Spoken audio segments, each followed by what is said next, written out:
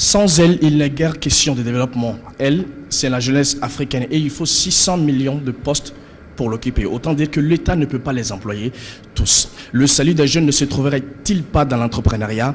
Justement, c'est de cela dont il est question ici, au stand Africable Télévision, pour en parler. D'abord, 3 invités avec moi ici. D'abord, Aïssata Diakité, vous êtes entrepreneuse, moi je le dis, pourquoi pas, entrepreneuse, directrice ou fondatrice de Zaba Holding, c'est bien cela? Bonjour, merci à vous d'avoir accepté notre invitation. Second invité ici, Aminata Bokoum, entrepreneuse aussi, c'est bien cela? C'est bien ça, oui. Vous faites quoi déjà? Je suis déjà chez Avas Media et j'organise pas mal d'événements. Merci d'avoir accepté notre invitation. Troisième invité, vous vous en doutez, il serait difficile de faire un tel débat sans avoir, bien sûr, un membre de l'Agence pour la promotion de l'emploi, API. Moussa Boré est là pour cela.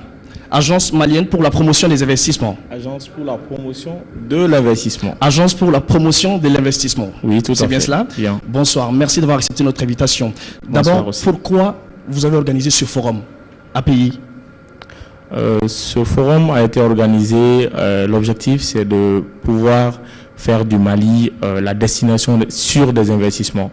L'objectif aussi c'est de changer le narratif du Mali par rapport également avec les partenaires et les investisseurs étrangers.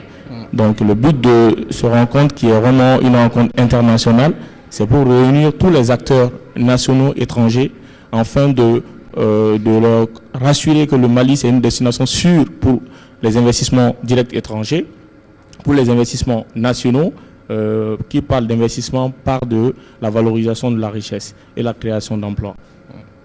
Oui. Pourquoi vous êtes ici à ce forum aujourd'hui?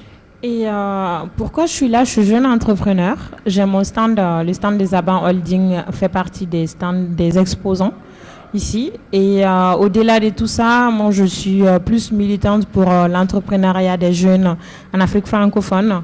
Et recevoir ce type de forum aujourd'hui au Mali en 2017, pour moi, c'est vraiment un honneur. Parce que en tant que jeune entrepreneur à l'international, on souffre d'une image très négative du Mali liée au djihadisme. Même en 2012, moi, j'ai eu des partenaires qui m'ont laissé. J'étais en développement du projet. Après, quand il y a eu l'attaque au Radisson, malheureusement, il y a des personnes aussi qui m'ont quitté à cause de ça.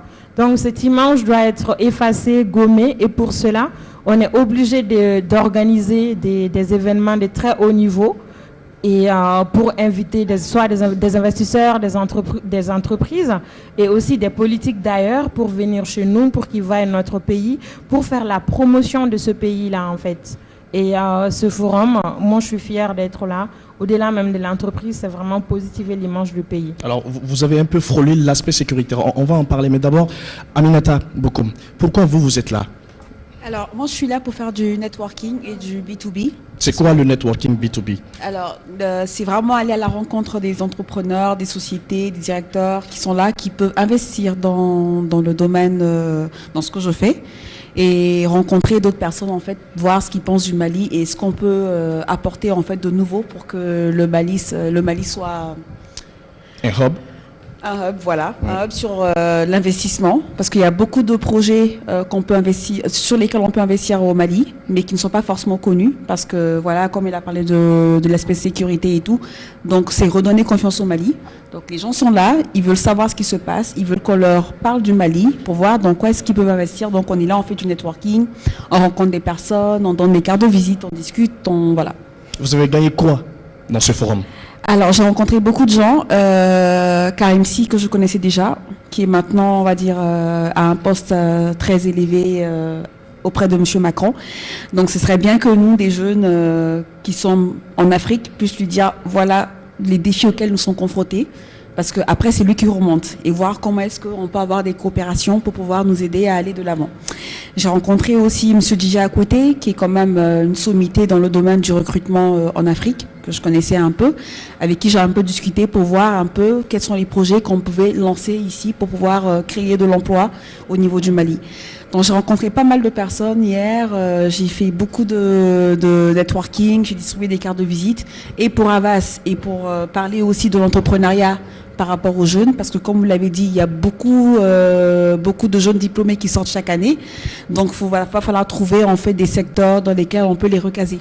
Donc c'est important de pouvoir dire voilà sur quoi est-ce qu'on peut partir. Boiré, il y a eu quoi avec ce forum? Ce forum, déjà, il y a eu un cadre d'échange.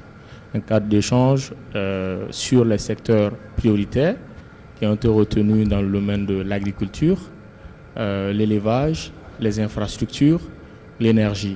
Et chacun de ces secteurs d'activité ont été déclinés en filières. Donc, notamment, nous avons l'agrobusiness, nous avons tout ce qui est relatif à la valorisation du lait, et nous avons éventuellement tout ce qui est l'efficience énergétique et les projets d'infrastructure. Donc, l'objectif, c'est de vendre des projets prioritaires, les projets phares de l'État, et mettre ça en exergue pour dire que voilà, vous êtes porteur de projets, vous êtes investisseur étranger. Au Mali, nous avons des opportunités dans ces secteurs-là. Et donc, vous pouvez vraiment travailler en étroite collaboration avec l'État sous forme de partenariat public-privé. Donc, nous avons un cadre juridique et réglementaire qui est bien outillé avec la loi PPP.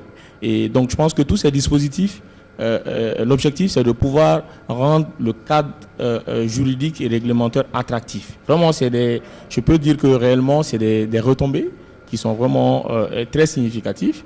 Et nous allons travailler dessus pour pouvoir vraiment avoir un suivi par rapport à l'atteinte de tous les objectifs et en tenant compte des préoccupations des différents porteurs de projets. Les jeunes, ils y gagnent quoi